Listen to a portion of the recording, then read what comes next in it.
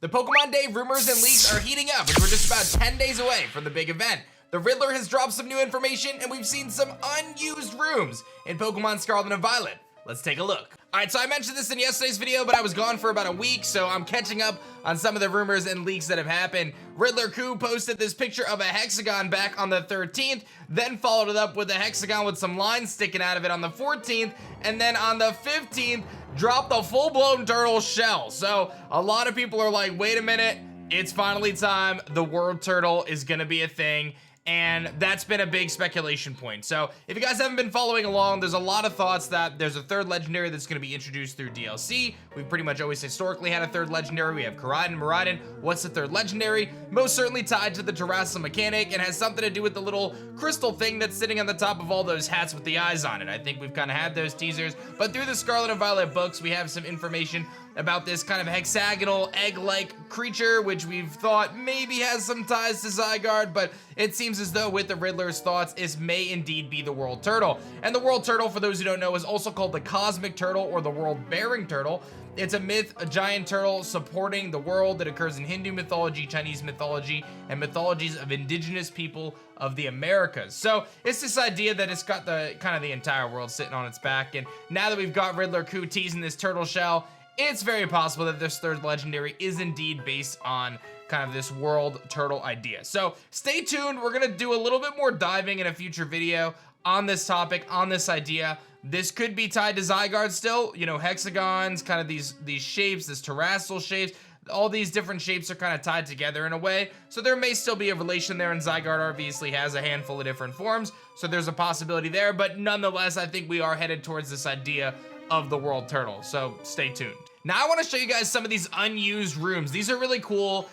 El Chico Eevee and I believe it was LuTube actually posted these, kind of did some diving, but there's a handful of different unused rooms that were uncovered in the game files for Pokemon Scarlet and Violet. Before I show you those though, make sure you guys check out TeamShiny.com. We're actually dropping a big sale this weekend for President's Day. You can use code SHINY and get 20% off everything. We just dropped a bunch of brand new designs, so check it out. Pick up your favorite starters, your favorite shinies, whatever it may be. Deck out your closet, grab a hoodie for hoodie season, everything in between. Use code SHINY to get 20% off any order at Team Shiny. Again, we have a ton of awesome designs there. Grab some sweet merch and deck out your closet. So the first thing we have here from El Chico Eevee is this kind of unused room. And what we can kind of gather from some of this actually is that they may have planned at least some point to design some of the interiors of the different rooms in the game. And I've talked about this, that I feel like sometimes when you're traveling through these towns, it feels a little emptier than in other Pokemon games.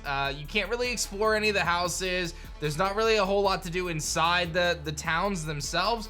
Obviously, it's an open world, so I feel like we took some steps forward, took some steps backwards nonetheless. But it seems as though, based on some of these kind of thoughts, that there's a chance then maybe, just maybe, they were gonna do some of the inside of the rooms. We've got some different shots here of these unused rooms.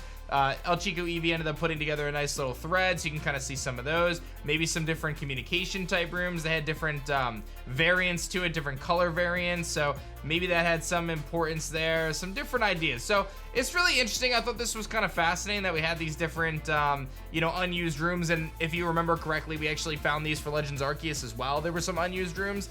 They also found like some testing rooms and things like that where they can kind of obviously use different dev tools to test the game and stuff. So this may not be that important, or these rooms may come back up in DLC, right? I think the question is not so much whether we're getting a DLC, but rather if it's one DLC or two DLCs or what that's going to look like. So I would say just stay tuned as we, again, are closing in on Pokemon Day, and we're going to probably get a lot of those answers pretty soon. But I did find this quite interesting. And the last thing we're going to talk about today is our first of the Pokemon Day Presents rumors. Now, I think it's important to recommend or, you know, recognize that this is a rumor, right? This is not a confirmed leak or anything like that, but I find it interesting, so we're going to talk about it. We're going to probably see a few of these pop up over the coming days as people start to either leak or guess what the Pokemon Presents is going to be. So let's take a look at this one. I saw this from Dusty Go-Goat, but this was ultimately posted on 4chan.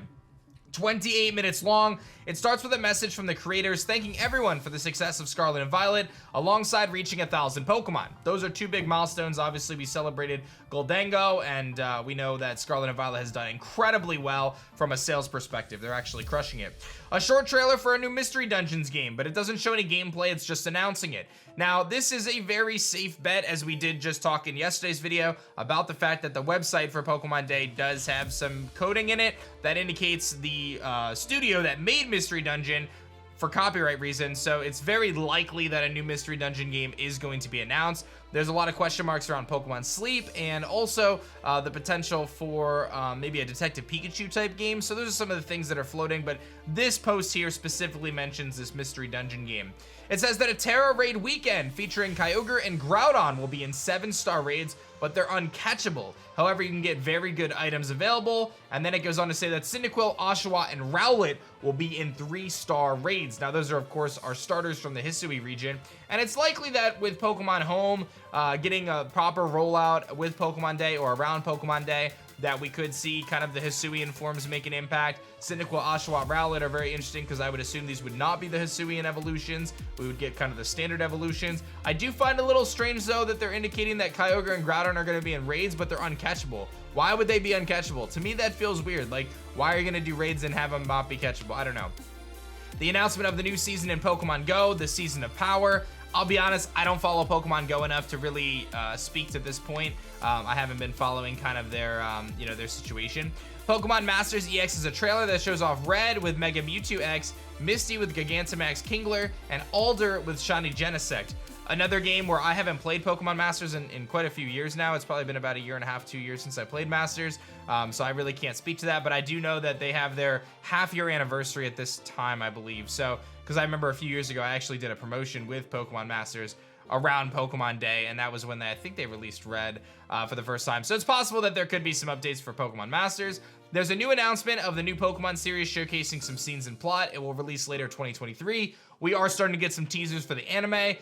We saw the 2 new protagonists and kind of a mysterious Pokeball, so it would make sense that there's a highlight of the anime, and I think that this year when it comes to Pokemon news, there will likely be a bigger focus on the anime simply because of the fact that it is new protagonists. But there's an interesting point here regarding Ash, and we'll talk about that at the end. There's a Scarlet and Violet trailer properly revealing Paradox Pokemon, and it leads into the reveal of the DLC named A Greater Future or An Epic Past, depending on the version. So indicating that the DLC, it's one DLC at this point, potentially, or maybe there's a DLC for one or not the other, but it says new art of the Paradox Pokemon that resemble the legendary beasts of Johto and legendary swords of Unova are shown along with a chameleon hugging a large orb. So again, none of this is like new, right? Like this idea that this post is generating anything new is not the case, right? Because we know of this SUICUNE Paradox form, we know of this Virizion-like Paradox form.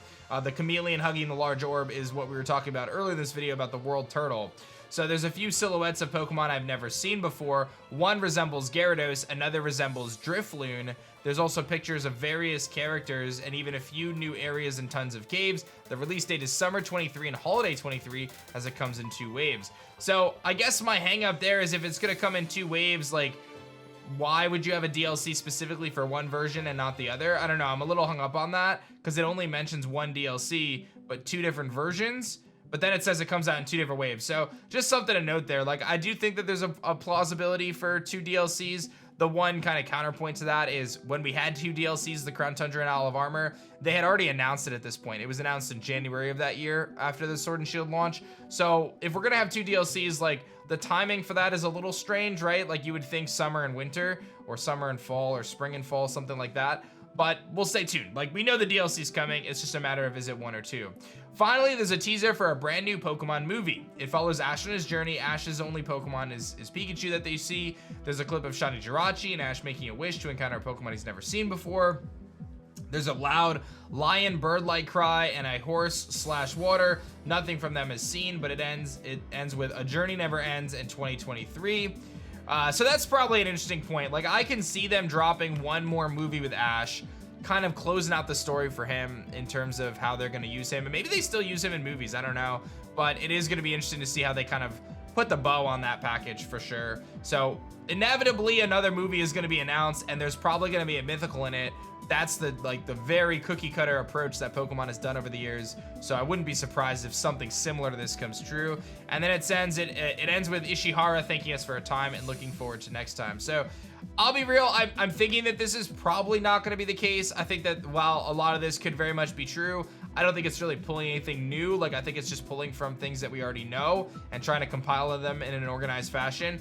But who's gonna say, right? Like, I guess we'll wait and see. But I do anticipate we see a few more of these types of posts over the next week or so as we head towards Pokemon Day. So stay tuned. I think it's also worth noting that it is very plausible that the presentation actually does leak, right? So that's why we're not gonna write this kind of stuff off unless it's like very clearly fake, because these presentations leak all the time. We've seen it happen with Legends Arceus, we've seen it with a bunch of games. Like, Pokemon clearly has some big leaky holes and they don't have the, you know, the flex tape or whatever it's called, the patch over it.